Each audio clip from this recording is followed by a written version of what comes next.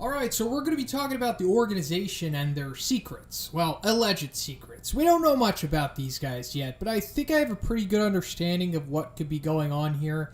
And I think this topic is especially relevant right now, considering we've finally seen what Drive Knight is capable of in Chapter 118, and he is ridiculous, which means the organization by proxy is ridiculous as well. So you might be saying, wait, what, Drive Knight is part of the organization? Well, yes, but actually no. It's one of those things that is pretty much true, but just waiting on its inevitable official confirmation. I made a video connecting all of the dots for this storyline, so if you haven't watched it yet, please check out my video, The Drive Knight Double Agent Theory. So what is the organization? Well, it's this mysterious group of robots, or just mechanical beings, we'll say, because one of them appears to have like a brain, and we'll just go into him later. And so far, their main motivations have been to fight strong opponents and collect data. That's pretty much it. So why are they doing this? Well, likely in order to become stronger. And why are they trying to become stronger? Well, it's not clear yet. We don't know what their ultimate goal is. Now, we can assume it's probably for world domination, since that's a typical motive of groups like this, but I don't think it's that black and white. I think their overall goal might be more complex than that, and that's because of the moral ambiguity we've seen of Drive Knight so far. And I think a lot of that has to do with the excellent writing of One. So before I go into their motivations and morals, let's go over their roster. And these are of course just the guys we know of so far. I'm sure there's going to be many more in the future for whenever that comes. So we have the brain robot guy with the multiple little arms. This is the most unique looking member of the organization. I mean, mainly because of like the brain, you know, but he also doesn't have the singular eye that the rest of the members share. And those little arms are different as well. So I'm going to guess that this guy is probably like the support member. Maybe he's like the one that works the computers or whatever. It seems like those little arms are probably used for like multiple keyboards or construction of components and stuff like that. They don't really seem to be made for battle or just this guy overall. And as for his brain, well, your guess is as good as mine, but I think it may have something to do with Metal Knight, and I'll talk about that at the end of the video. Then we have the Gray Fox looking dude. He most certainly seems to be a battle robot, and he's probably powerful too, since he's the one who took out Hammerhead with like one blow, I guess. And we haven't seen him since then, meaning that he's likely going to come back much later in the story, and he'll have to be, you know, pretty powerful to make things more interesting at that time.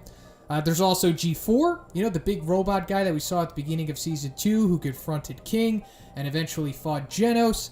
He also had the smaller robot inside of him, you know, similar to like the Drive Knight dynamic. Also in Chapter 118, we see the Bishop transformation of Drive Knight, and it looks very similar to G4's design, and I think this might be further confirmation that Drive Knight is a part of the organization. There's also G5, the samurai robot who allied himself with the Monster Association and is also Drive Knight's undercover form. And then of course Drive Knight. So that's 5 members right there. And if we go by G5's numbering, I'm guessing these are all of the members so far, which could possibly mean that G1 is Drive Knight, G2 and G3 are the Brain robot and the Gray Fox robot, and then G4 and G5 are who they are. That's, you know, just my guess. I think it kind of makes sense, and it's pretty interesting if you look at things that way. So now let's go into their motivations and overall goals.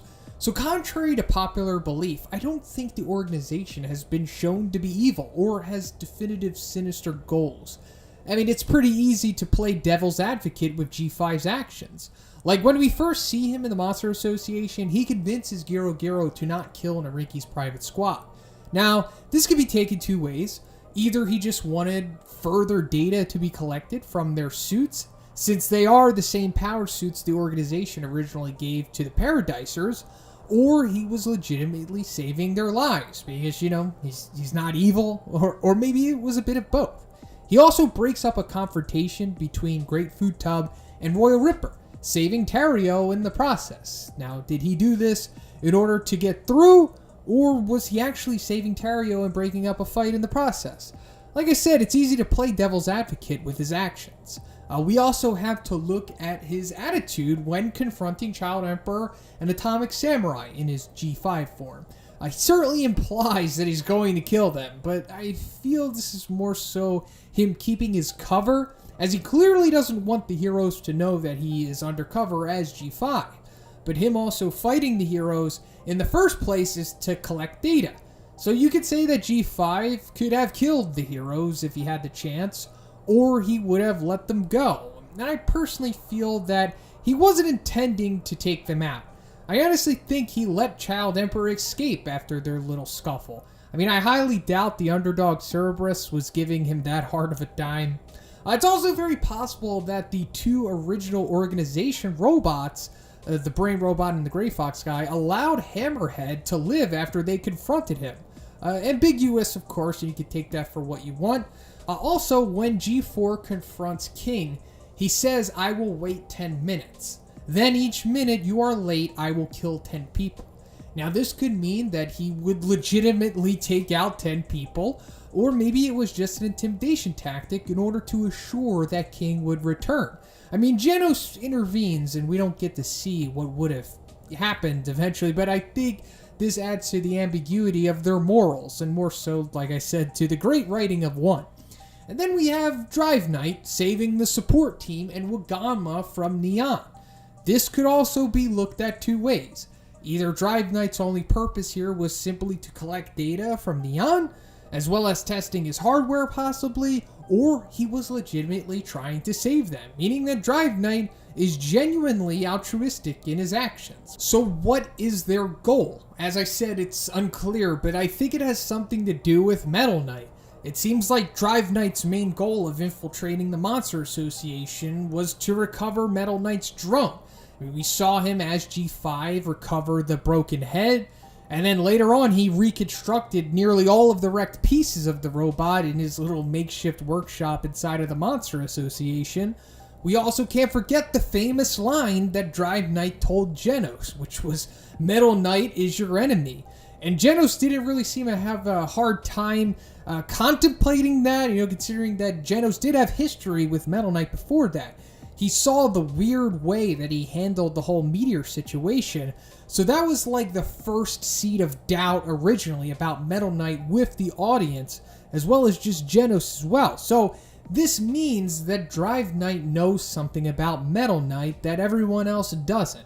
It's very possible that one of the main goals of the organization is to take down Metal Knight, but they're just not currently powerful enough yet, and maybe that's why they're gathering so much data. I mean, I'm sure there's other motives to that too, but it just seems like Metal Knight is one of their main focuses, at least right now. So my theory about Drive Knight and the origin of the organization is that Metal Knight accidentally created them. I think he was probably working on some kind of AI or something along those lines, and something happened and it gave birth to Drive Knight. And then he eventually went rogue and escaped somehow and created the organization, and eventually became the Drive Knight that we know now. Similar to the birth of Ultron from the MCU, with Tony Stark, and I think Hank Pym made him in the comics. Instead of, Ultron being like evil, Drive Knight became a good guy. And like I said, it's possible the Brain Robot is someone that was connected to Metal Knight. Maybe it was one of his assistants, because we know he at least had one in Child Emperor, so maybe it was a former assistant that he killed, maybe, and Drive Knight recovered his body and made him into a cyborg to join his side. Yeah, I know this is crazy speculative stuff, but, it's something to think about. But Drive Knight possibly being developed by Metal Knight means that Drive Knight could have been privy to Metal Knight's ultimate goal, which is probably something sinister. I mean, we already established that there's something more to Metal Knight, and he's probably not a good guy. Metal Knight drops a few hints at him possibly being evil a few times. One major hint, which is oddly hidden away in the bonus chapter Rangers. Towards the end of that chapter, Metal Knight says that the Association's big shots disgust him, and they are exceedingly easy to manipulate, but I'll let them run free a little longer. So that right there is huge. And like I said, it's weird that this is hidden away in a bonus chapter, but this is certainly showing that there's probably something really sinister to Metal Knight and what his overall goals are. And I'm sure if anyone has the, final goal of world domination or just absolute control, it's probably Metal Knight, and maybe the organization is probably trying to stop that, but maybe establish their own control. So to finish this video off, let me go into some webcomic spoiler stuff, because I know you guys probably want me to touch on one of those big things that happens in Chapter 97. So if you don't want to know what's going to happen, I suggest you check out now. So, in Chapter 97, we see Metal Knight reviewing the security camera footage from when Saitama destroyed his new defense robots earlier. And in the bottom left monitor that we see Metal Knight reviewing, we can see the brain robot from the organization. And this has led people to speculate about a whole bunch of stuff. So either all of these monitors aren't reviewing the security footage, which means that Metal Knight might be keeping tabs on the organization. Or it could mean that he's in control of the brain robot, which would kind of be weird that he has like the perspective of the brain robot and not the brain robot's perspective. I think one probably did this for a reason, and maybe it wasn't more so trying to show us that he is in control of him, but it's possible he's keeping tabs on him more so. But, it also means that these monitors are all of the security footage, which I think is the case here. And this means that the brain robot came to recover the broken robots, similar to how G5 recovered Metal Knight's drone from the Monster Association. So I think this footage is just showing that the brain robot was there, picking up the broken stuff after Saitama destroyed him. I personally think that's what's going on here. I don't think Metal Knight is in control of the brain robot.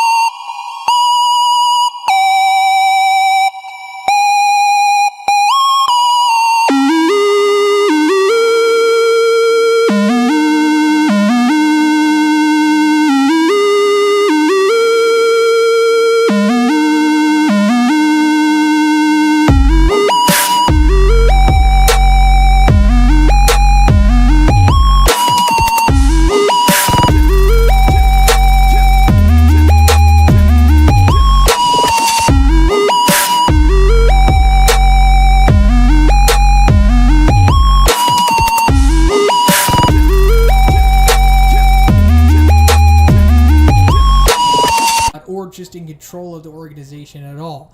It's possible that Metal Knight doesn't even really know about the organization. Like, I think that's a possibility too, but that's pretty much it for the video. Let me know what you think about all of this, guys. So much to speculate with the organization, but like I said, we are so close to the big reveal of Dry Knight being a part of them. So let me know what you thought about all of this. Where do you think it's headed with Metal Knight? What do you think the goal of the organization is? Do you think they are good, or do you think they are bad, or maybe they're somewhere in the middle? If you liked it, please give it a like. I also have a Patreon. It gives you access to a weekly Q&A. And if you haven't already, please subscribe as well. Have a great day, and I'll